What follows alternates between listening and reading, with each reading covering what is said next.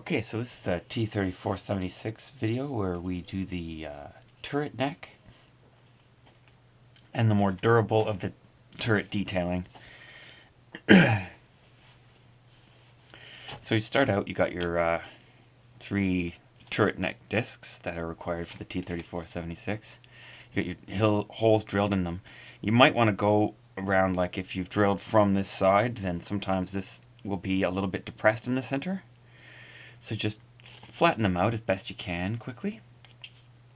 And then stick them on a skewer, one of them on a skewer, and get out some 4:1 glue.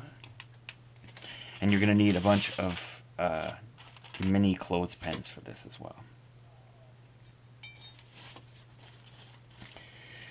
So we're going to glue them together mostly by putting glue around the outside. So you don't want to get it too close to where the skewer's poking through, as you're going to be removing it from that soon. So just pop that down. You kind of spin it when you get it toward into place till it matches the other one beneath it as well as possible. Put another layer of glue on that one.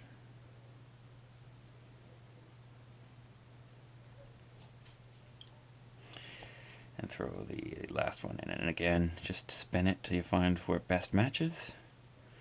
And then we can press them all together and just use between 4 and 8 of these things. It's best to use 8, just you don't want gaps. It's supposed to look all like one piece.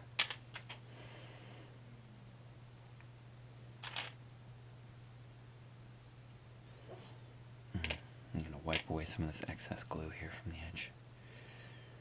So that'll just make it more difficult to sand. So once we pop these off here, I recommend you rub them with fine sandpaper once it's completely dry, and just like hold the piece and rub the sandpaper until you've got, like, it looks like one part rather than layers.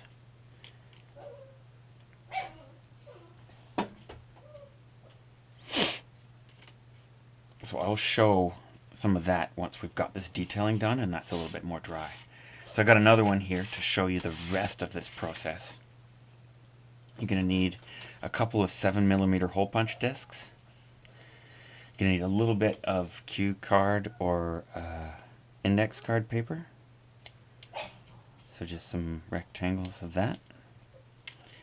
And this is a 1mm wide strip of cereal box, and I've pre-hardened it with some 2:1 glue just to make it more durable and a little bit so it doesn't delaminate and stuff while we're working on it. Now first I want to say that traditionally I've always used a 5mm googly eye for this piece, and it looks fine. It's what I've used for a long time, and it works, and they're cheap and plentiful, easy to find. Now recently I've run across these, what are they called again? Enamel dot stickers. And they're actually really, really close to what the part actually looks like. So on one of the turrets I'm doing, I'm going to use an enamel dot sticker, and then the other one I'm going to use a 5mm googly eye. It's totally up to you. These are a little bit, you get a lot less of them, and they're probably quite a bit harder to find. I mean, I just came across them a couple days ago, so. But it is a cool option. Just use the smallest version of these, and they look a lot closer to what the actual object there, which I'm not sure what it is. But it looked like a vent or a periscope or something, but I'm not guessing.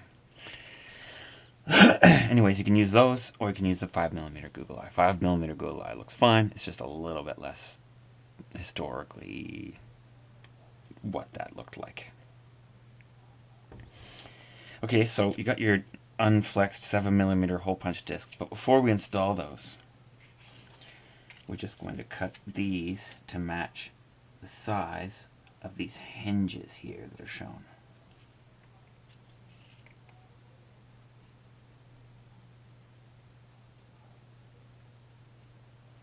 And once you've kind of got the size marked, you want to saw them off,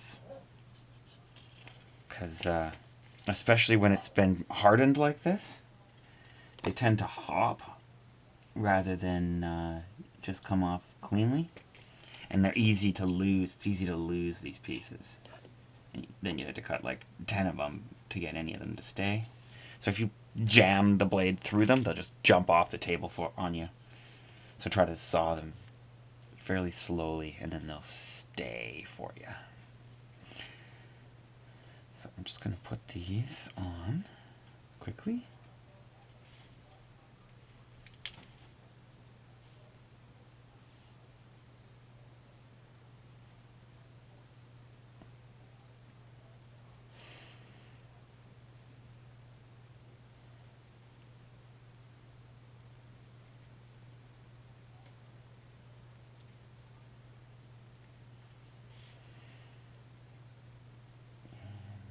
Those hinges just right on the front of these hatches.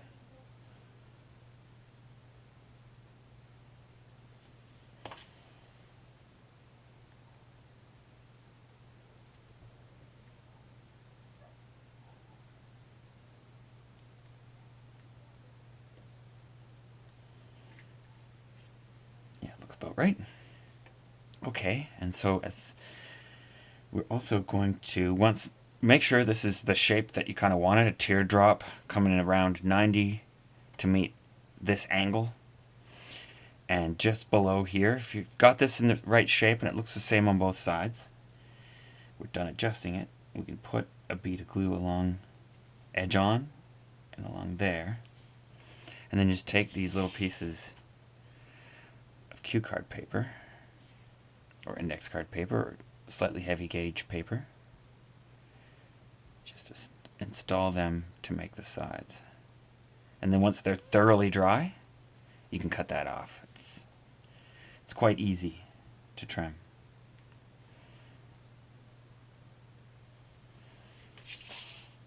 And just do that for both sides. And that'll cover the durable detailing for the T-34-76. And I'll just show you the turret neck process for the rest of this here. So this should be plenty dry now. Let's pop these off. Take it off its skewer. And attempt to make it look like one piece. So instead of layers. Now when we cover this with glue again, it's going to have that, it'll add to the effect that we're working towards now. But if you don't do this at least a little bit, it won't really look like it's one single piece. It'll look like layers. So just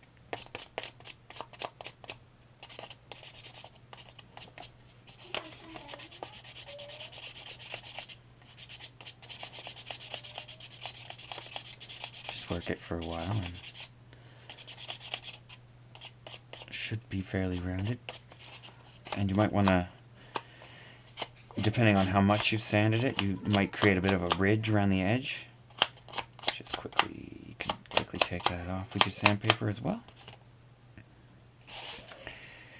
So we're going to now do this first before you do that detailing. This is the first step, and once this is on there, you can do that.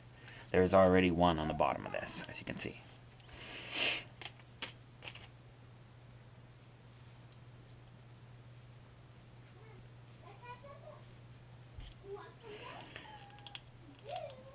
So you set it using the skewer to find its exact spot.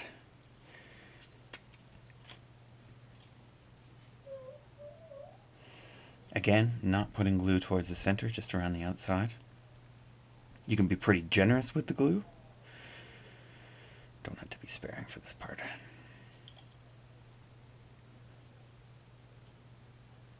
Wipe it off the edges. Oh, leave that skewer in there. And then just spin it into place. And then pull the skewer out. And you can either put it like this and put some weight on it. But if you got glue kind of spooging on the sides or anywhere that's risky, you might want to do it upside down. And that's just so you don't get gaps developing between the turret and the turret neck, as you will be able to see those. And you don't want that to happen, so just put a little bit of weight on it and let it dry, and then come do these steps. So you can see that's already on there. One other thing we can do right now is install the turret post. So I'm just going to use, of course I can't find it, it's right in front of me.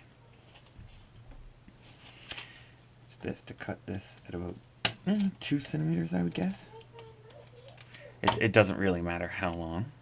You may want to just quickly sharpen up this just to make it easier to stick through that hole. And then you can just set that in there. And then when you install it on the tank, spins your turret. So let's glue this in. And just, you can either throw glue in the hole or on actually the skewer. It shouldn't matter which one you use. So once you've got it in there, wipe away any excess glue around the base of the skewer though. So you don't want to deform the flat plane of the bottom of this any more than you have to. And just make sure it's straight up and down. And set that aside to dry. You can even kind of set it in to the chassis, but just don't push it all the way down.